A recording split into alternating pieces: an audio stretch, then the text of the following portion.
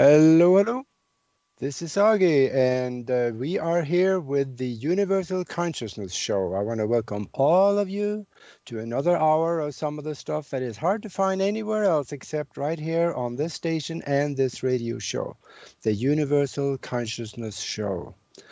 We try to entertain you, we educate, we open your mind, we stretch your mind, and we just sometimes blow your mind away. And we just might be doing that here for the next hour. My name is Aage, and I'm one of the hosts, and Diana is my co-host, and she is over in Germany. Are you there, Diana? I am here. Hello, everyone. Hi, hi. And Hi. but first, now, for those of you that want to listen to this again, go ahead and go to where we archive the show. That will be at www.universal-consciousness-show.com. And you'll find us on YouTube under Universal Consciousness Show. And oh, yeah, please subscribe. That'll help us a lot. We need some more numbers there, and we welcome you very much. And also, you'll find us on Facebook and Twitter and everywhere else where the station puts it out. So we can be reached. And then we are going to have an interesting show here because we have Jeff Woolwine with us. He is a man on a mission. He has been following the occurrences we call UFO sightings for almost 2 decades and seen a lot of them. In fact, before the show, he just told us he saw one today. So he has also investigated written carvings and archaeological finds in Arizona that clearly show there were things flying in the sky 100 years ago, 500 years ago, 1,000 years ago, because they made carvings of it, and we can read it. He has also interviewed many of the other people doing the same kind of work with investigating the paranormal and UFOs. And when the TV stations in the Phoenix, Arizona area need someone to talk about UFOs, they often call him. So he gets on there and talk about what he does and explain a few things to them. So let's find out a little more about his journey and what his research has uncovered. So let's pick his brain for about an hour. Welcome to the show, Jeff. Hey, wonderful to be here. Thanks so much for having me. Hello, Jeff, and thank you so much for being here tonight. Thank you. For the list, tonight is in Germany. Sorry, America closed Awesome. it this morning. That's wonderful. Okay. Hello. Great, great, great. Yes. For the listener that doesn't know you yet, can you tell us what brought you on this path of the UFO investigation? So, how did it all begin, to speak like that? Oh, wow. This started about over 20 years ago. I was seeing strange objects in the sky, and the more I started seeing them, the more it made me, wanted to find out what was going on, wanted me to go investigate them. I was seeing them almost on a regular basis, and it just brought my curiosity up, well, what are these things that we're seeing in the sky? And so I just started doing tons of research. I just started studying up on unidentified flying objects, and I just read and investigated anything that I could. And at the same time, I started seeing them, more again in the sky. And eventually, on the research, everything I did led me to the mountains here in Phoenix, Arizona. And I basically followed them. In 2004, I really started doing my research here in Phoenix, Arizona, home of the 1997 Phoenix Lights event, March 13th.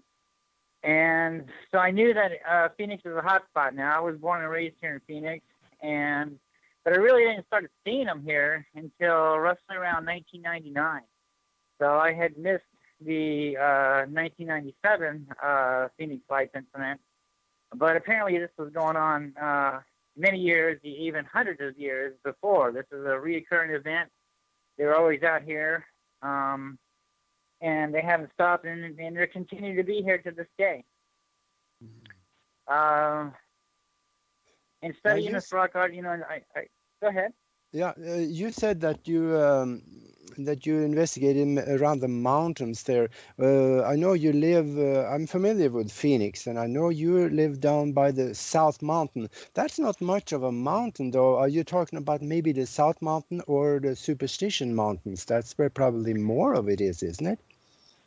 No, actually, it's the South Mountain, on the south side of Phoenix, Arizona. Yeah. It's a holy mountain. The natives back in the day, the Native Americans, this was a sacred mountain. It was a holy mountain back in the day, and many tribes from many different places all came to gather here in this valley to worship and for trade, worship, and just to see the miracles that were going on here at the mountain. Do you think maybe They, some of the happenings then that they were worshipping possibly could be of an extraterrestrial nature and not just spiritual? Do you think? well, yeah, when when we say extraterrestrial, I think it goes much more than that. Instead of extraterrestrial, I'm thinking more inclined of interterrestrial. Mm-hmm. I think it's funny that the scientists to this day, such as SETI and other observatories out there, looking for life on other planets, when I think we should turn the satellites and turn the cameras here in our own backyards, because this is where they are basically. These things come and go from certain rocks, certain mountains, not only here in the Valley of the Sun, but all over the world. This is a recurring event. This has been going on for hundreds, even maybe thousands of years. And when you study the rock art, petroglyphs out here on the mountain and around the world, you come to find out that it's the same story, maybe told a little different, maybe different painting, different rock art, but it's the same story on how man interacted with these supreme beings. Yeah. And I think you're onto something there, because we have found that there are huge caverns inside of the Earth.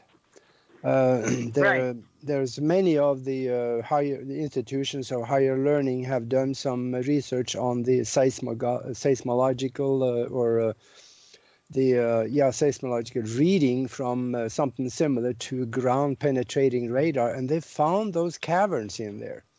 Don't we Right. wonder what's in it? It's very likely that someone or something is in there, and they're coming out Right. once in a And while. sure, investigating this, it has a lot to do with energy. It has a lot to do with the fault lines around the world.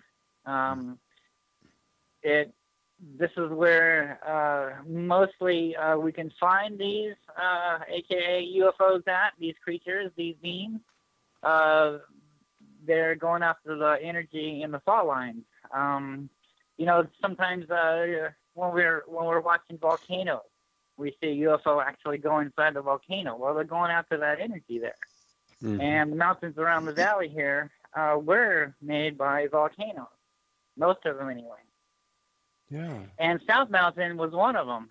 And South Mountain has a major fault line, and it stretches all the way close to the Superstition Mountains, as you were talking, going west. And studying the holocoms, we'll get into that hopefully if we have time a little bit later. The holocoms were the first Indians here. It seems like on the east side of South Mountain was their home, was the place on where it was like the heart of the city, if you will.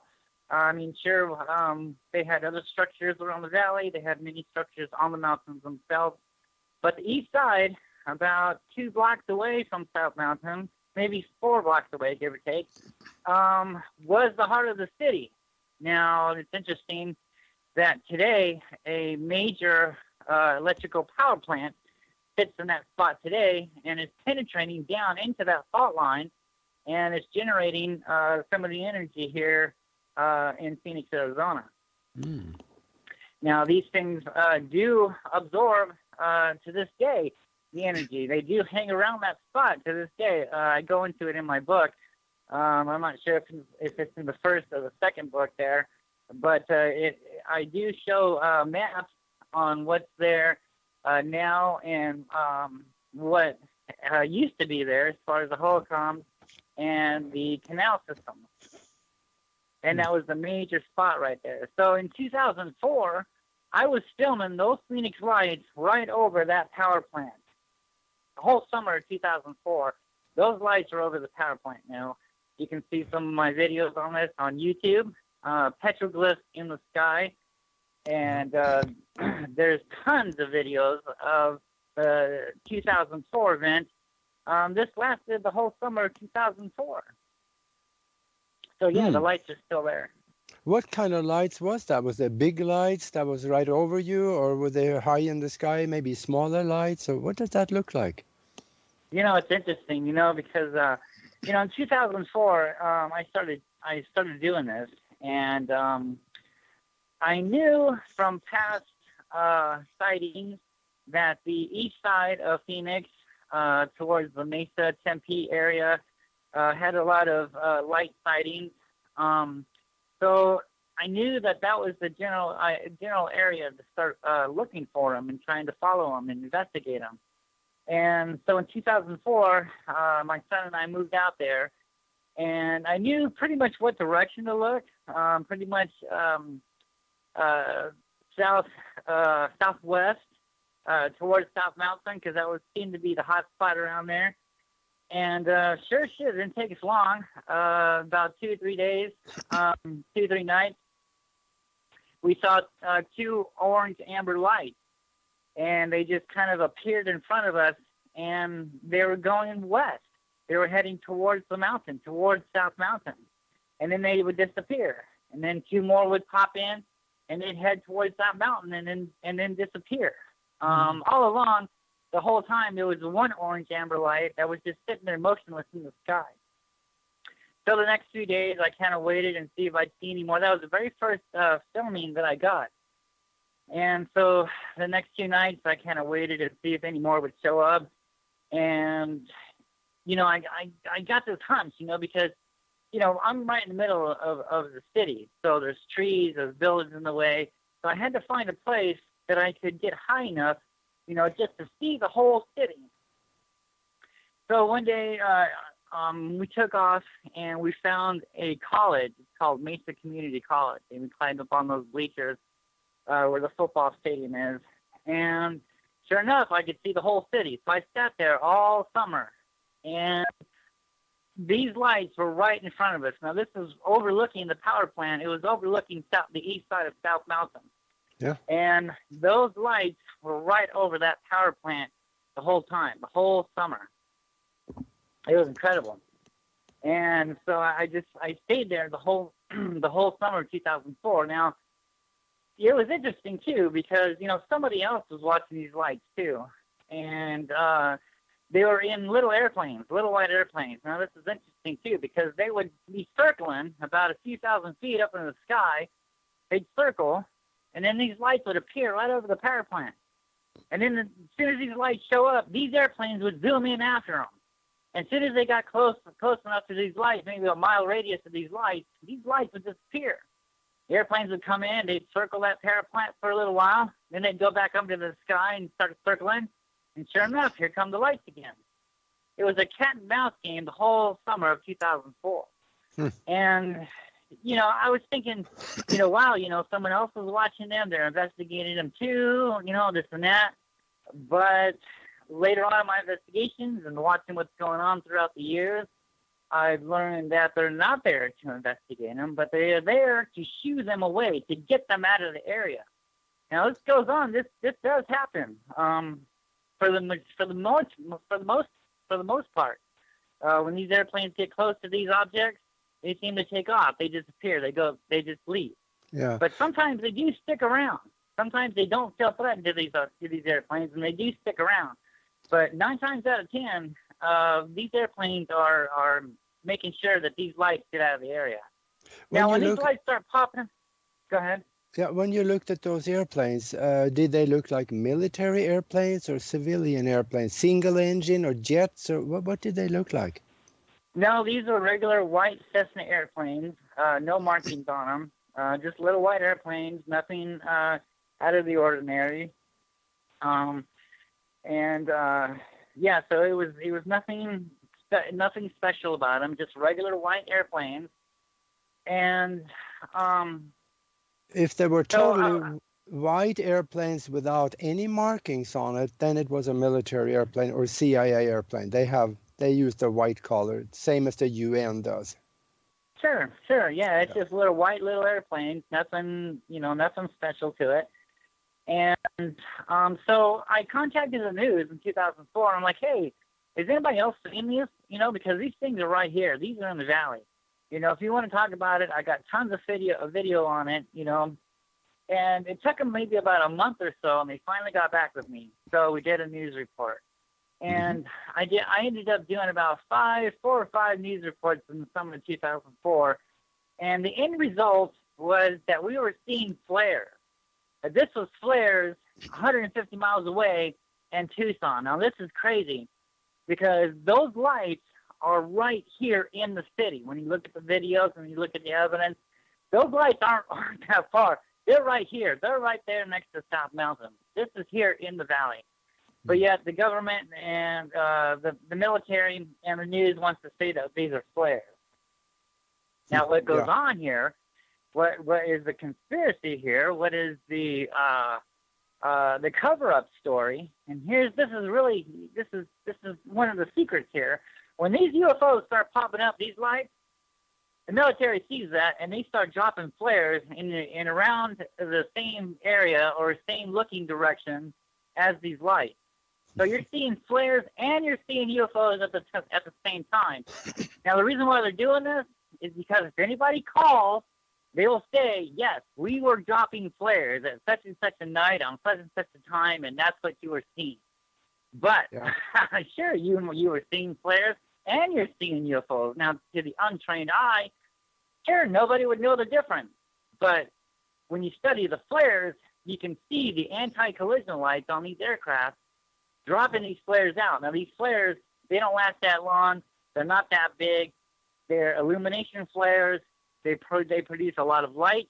You can see the smoke, and they don't stay in formation, such as triangles, such as lightning bolt formation, such as three lights hanging in the sky without moving. These lights burn out quick. These flares burn out quick. You can see the smoke, and you can see the airplane dumping these flares out. Yeah. When it comes to the UFO lights, these lights just magically appear in the sky. There's no airplanes around. There's no anti-collision lights around. There's no smoke. They sit there motionless in the sky, and you can clearly see that nothing man-made has put those there. Now, they are moving. When you speed up my videos, you can see them moving ever so slow. All right, and where are they moving to? They are moving towards that power plant in 2004.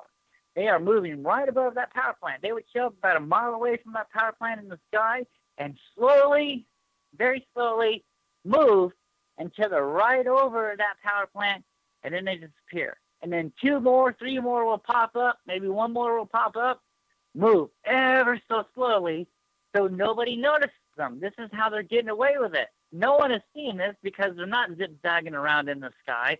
They're not really making themselves notice. They're coming in stealthy. They're quiet. There's no shadows. Yeah. They're not moving fast. They don't want to be seen. They want to come in, get that energy, and get out of Dodge. And that's basically what they've been doing. So I'm wondering if the power plant, what kind of power plant is it? Is it a nuclear power plant or is it something else? This is a huge electrical power plant that's boiled down into the fault line. Now, it's interesting in 2004, we have a nuclear power plant, Palo Verde nuclear power plant that's located a few miles out of the city of Phoenix, and it supplies power to like 3 other states, Nevada, New Mexico, Arizona, and I mean the list goes on. I mean, this is a major nuclear power plant. Now, I've seen photographs of these UFO lights over the nuclear power plant. All right, so if my theory is correct, if these things are out in the energy and they're over power plants, what's to say that if they draw too much power, that something could go wrong, and if they're over a nuclear facility, some type of meltdown will happen, some kind of catastrophic event would happen, and I believe that's what was going on in 2004. During the newscast, watching the news, they said that they were shutting down some of the Palo Verde nuclear power plant, and they're going to turn on the electrical power plants around the valley for our electricity for the summer of 2004. Now, this is interesting, too, because when those lights are there, we did have a major core go down in Phoenix, and it shut down a lot of businesses here. It shut down a lot of homes, a lot of hospitals. The core was out, and they had to pull in a whole new power plant core from California, and it took almost a month to get here. Wow. And so this is right around the time when those lights are over the power plant, So I'm thinking, well, did they absorb too much energy, too much power, and it shut everything down? It blew it up. There's no evidence on this, but that's basically what had happened in 2004. Mm-hmm. When you see some of the archaeology or the carvings from the ancient aliens here in the Arizona area, do you think they were trying to portray maybe UFOs, or maybe they were talking about spiritual beings? What do you think on that? Okay, now that's a good question. Everyone is assuming that the famous 1997 March 13th Phoenix Lights was a huge spacecraft. Yeah. Okay, now going into this is what I'm thinking. We've had so many reports of it going over people's houses, and there was windows, and there were people in windows waving to the people on the ground. I mean, the stories on the lights are just crazy. They're just so out of this world, out there, And going into this, now I'm thinking the same thing too. Because I'm listening to people that hasn't done their research, that hasn't followed through, that just see things and seen Hollywood movies and have read other people's books about flying saucers and little green men from Mars and blah, blah, blah. So that's what I'm doing. Now I'm going into this thinking this, okay? When I go in there and I study it, and I study the rock art, and I study the Native Americans' myths and legends, I'm coming out of this thinking something completely different. This is completely different. When you see 5 lights out there, you're looking at 5 entities. Each light is the creature. It's not technology, okay? It's not nuts and bolts. It's not a little guy inside that. Each light is the being, is the living being. So you see 5 lights out there. It's not, some closed ship with lights on it. It's 5 living beings. Now, sure, it's very possible, because I have seen some things in the sky that do resemble spacecraft. Okay, I'm not throwing that out of the picture entirely. The scientists have already found 7 Earth-like planets, and what's to say there's life on those planets, and they've built technology to come down and visit Earth. Sure, I'm open to that. Mm-hmm. But I think what the majority of the public is witnessing around the world is something completely different. These are living entities. These are living spirits, if you will. Just like the oceanographers are finding new species of life below the ocean, this is a new species of life above the ocean that hasn't really been studied yet, or if it has, it hasn't been talked about thoroughly by the government and people in official places. Now, like I said, there is somebody watching these things. They know what's going on. Okay, I've dealt with these white airplanes, and then when I moved to the mountain to get better shots of these things in 2005, I was dealing with black helicopters. Now, this is true. This is real. I go into that in my book. The photographs of the black helicopters, investigating me while I'm on the mountain and this and that. So I think this is something completely different. Yeah. So we have to go back on exactly what are these things. Okay, so when you look at the natives here, when you examine the myths and legends here in Phoenix, we come back to the Hohokam. Okay, the Hohokam is a Pima name for the people who went missing, the people who got taken away, because it was a tribe of humans that lived here for at least 1,000 years, and they were the master canal systems in the world. They had the best canal system, the best watering canals here, and to this day, the city of Phoenix still uses some of those canals. They're a little bit more modern now with concrete, but it's the same system that the Hohokams are using back in the day. So the archaeologists, and then one day, they just up and vanish. Okay, now the Pima Indians consider themselves ancestors to the Hohokam. And one day, this mighty race of humans just up and disappeared. Now, this is the same story of other tribes around the world when they were here one day and then they were gone the next. Yep. Now, when you and I move, we take our belongings with us. But yet the Hohokams didn't. They left everything there and simply vanished. Boom, gone, where'd you go? Mm-hmm. Okay? Yeah, where did they go? Now, the archaeologist here simply wants to say, well, it got too hot here and they had to migrate somewhere else. Okay, if that's true, where did they go? There's no evidence on where they went at all. These people were here, now they're gone. Where did they go? We can't find any proof of where they went. They were they're missing, they're gone. But when you study the petroglyphs out here, when you study some of the Native American myths out here, they will tell you that some of them will say that the devil came from the east and took the people away. These spirits, these UFOs, let's get into it, these flying serpents, these orbs, these orange amber phoenix lights, picking people up and taking them off, never to be seen again. That, in my opinion, in studying this for over 20 years, is a true story on what these phoenix lights is, on what these entities are in the sky, and what is going on today. So we have to ask ourselves, okay, we're seeing these lights now in our day. We're seeing these UFOs, okay? So what does that mean about our future?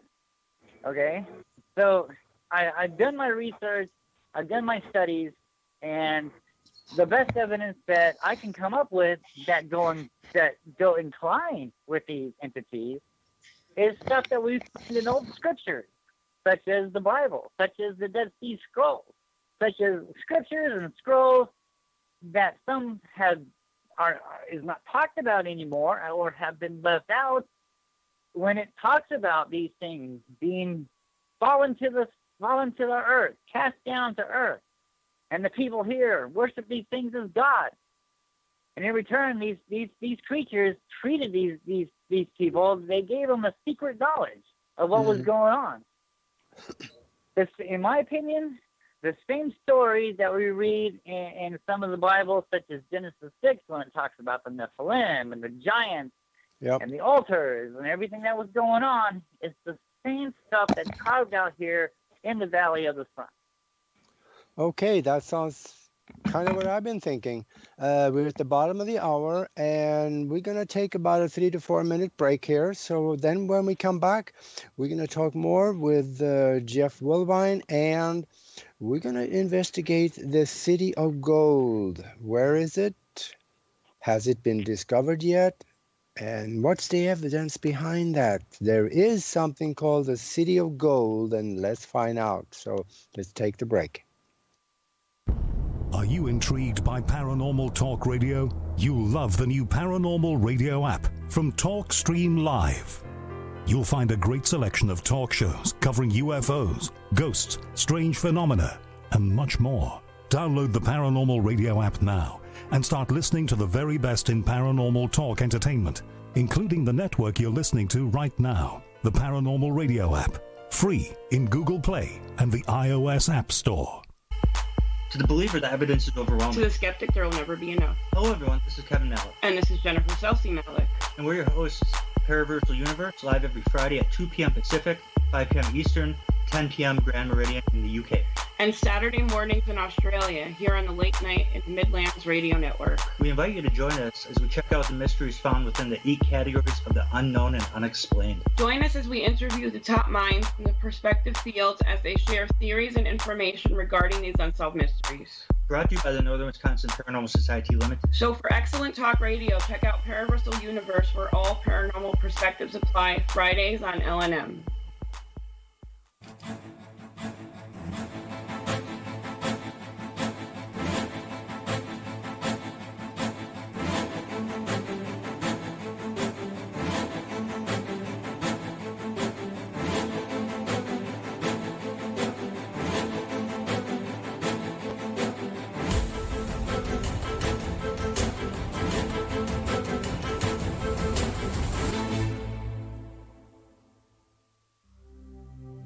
Ben Franklin said, "If you do the same thing tomorrow as you did today, you're going to get the same tomorrow as you got today."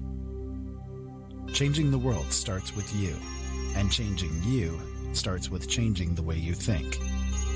Late Night in the Midlands can help.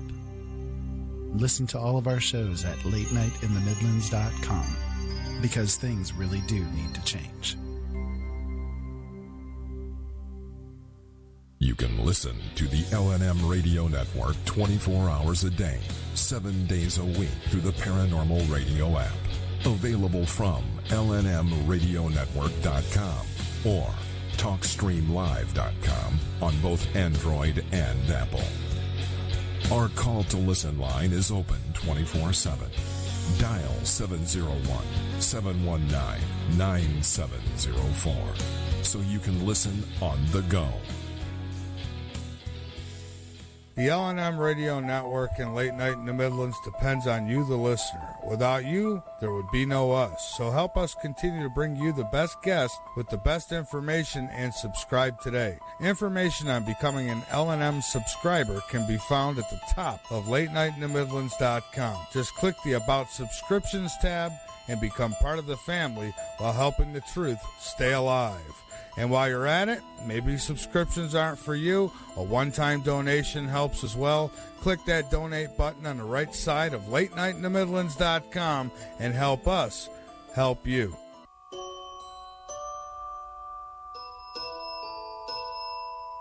To hide the truth, once you know it, makes you think that you are better than everyone else. It makes you into the type of person who says, "Ooh, I have a secret," but you're not ready to hear it yet. However, for $39.95, I'll let you in on the secret. You'll lead the people to the promised land for the cheap price of 3 easy payments of 1/3 of their soul apiece.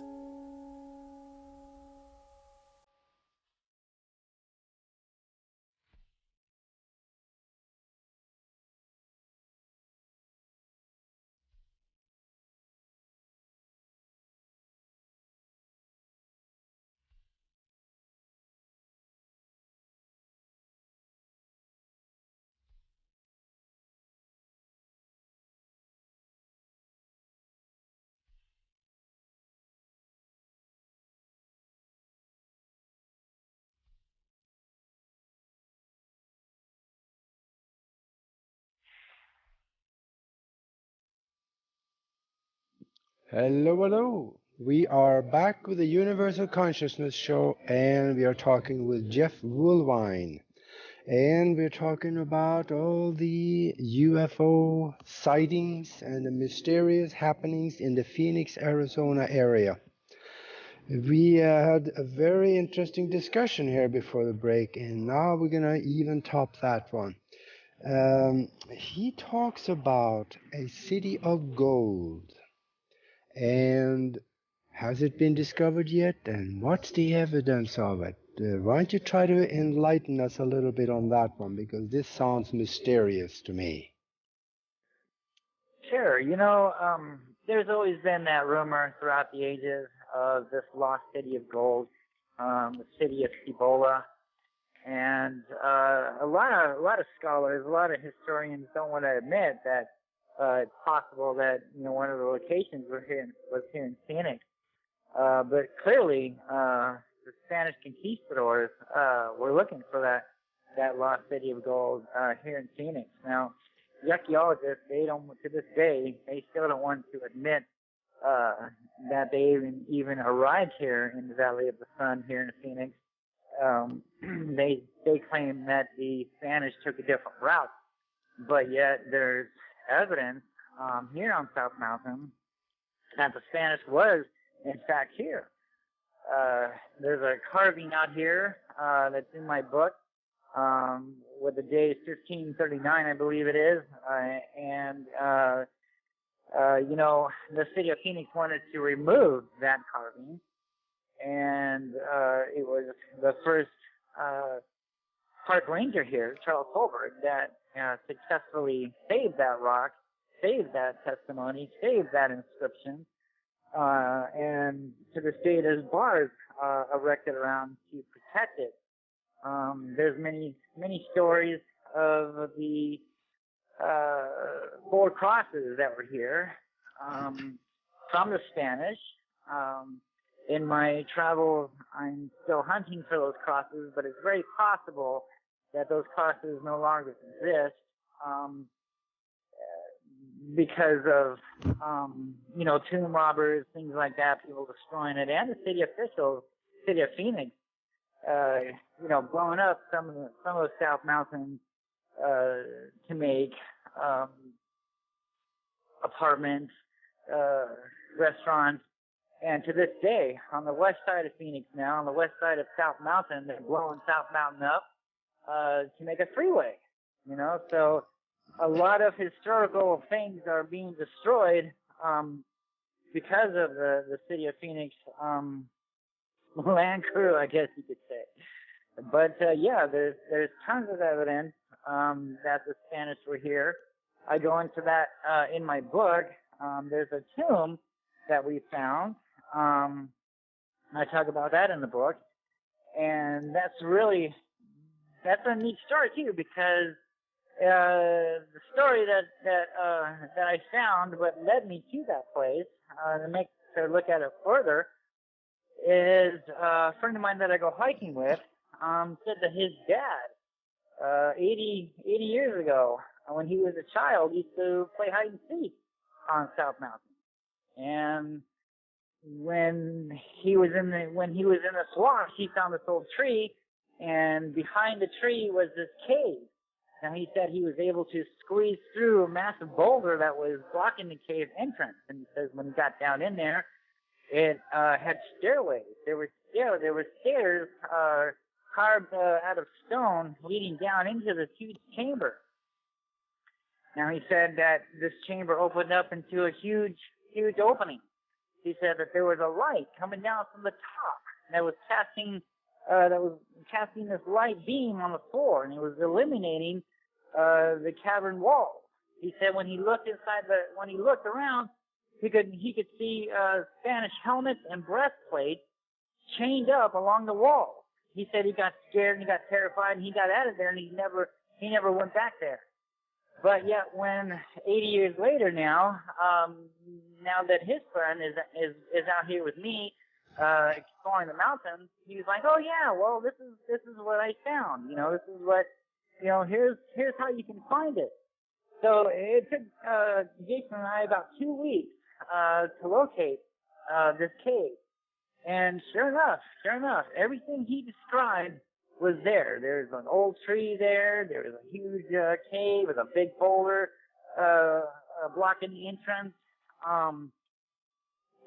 But unfortunately, we have a lot of dust storms here. So over the years, there's a lot of dirt that has gathered, concealing this tomb even further. And I think it would probably take a year to dig it all out to actually get back in there. But I do tours here. I do tours here on South Mountain. And I was with this family one time, and he had like this 10-year-old son.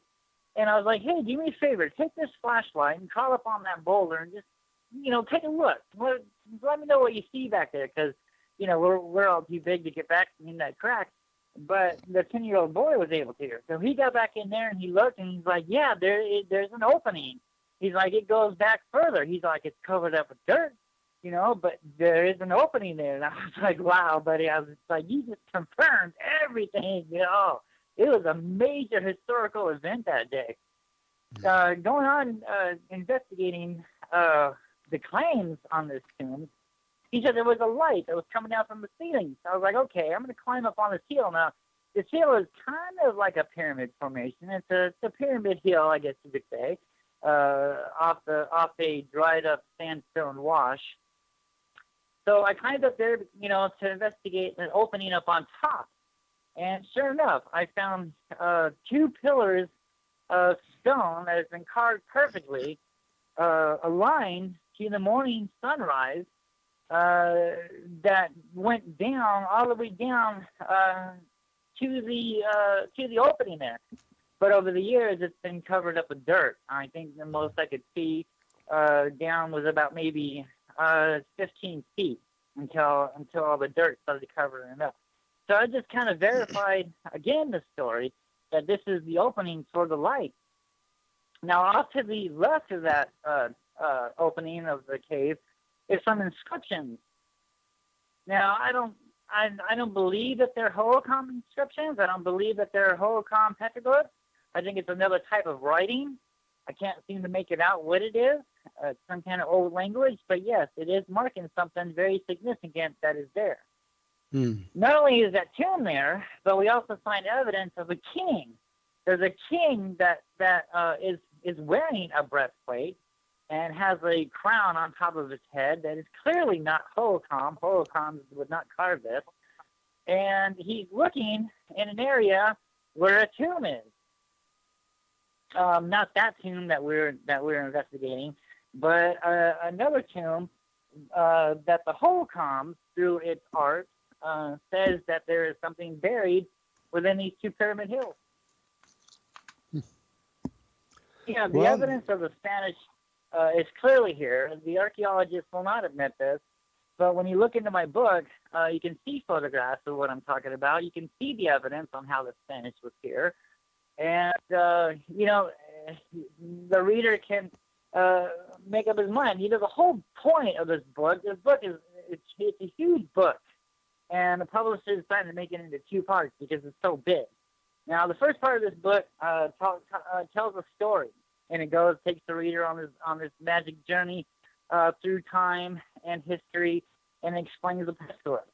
The second book coming out explains more on how to see these UFOs, why they were here, where you can see them, and I think that you can pretty much use the same information around the world because it's a pattern. These UFOs come in a pattern. It's a secret knowledge of what's going on here that I had to research this for 15 years. I had to follow these things. I had to figure out what times, what months they were here. They're here 1 month. They're gone the next month. I studied these things for years, and it was a pattern. It was a secret pattern. And so I believe that once someone actually investigates what I've done, they will be able to see and understand what these things are also. Mm-hmm. So it'd be great when the second book gets released, and then we can go into more about that and talk more about that.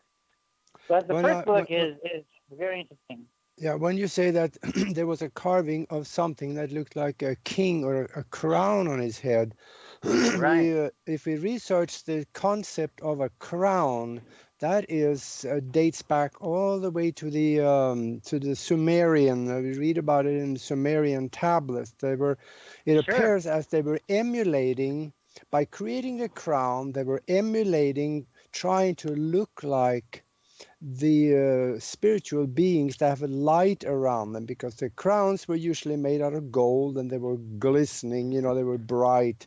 So they were trying to make it look like they also had this light around their head and their body. So that is an earthly symbolism that emulates something that was probably earthly or at least human, not from a spiritual point of view, I am thinking.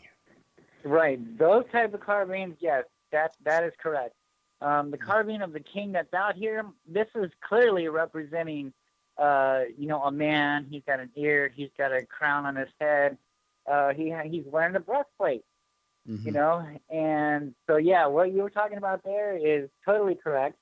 And what this petroglyph out here, once you see it in my book, you can clearly understand that, it's not Hohokam, it's the Spanish conquistadors.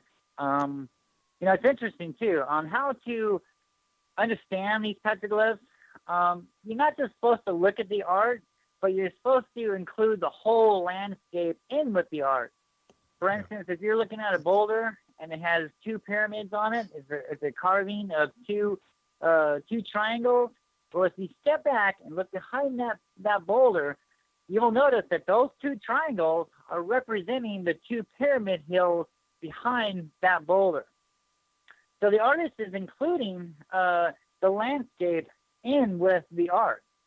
And one of the ways to find out where the next story is, what he's trying to tell you, where to go to find the next story, is through the coyotes and the animals and the deer.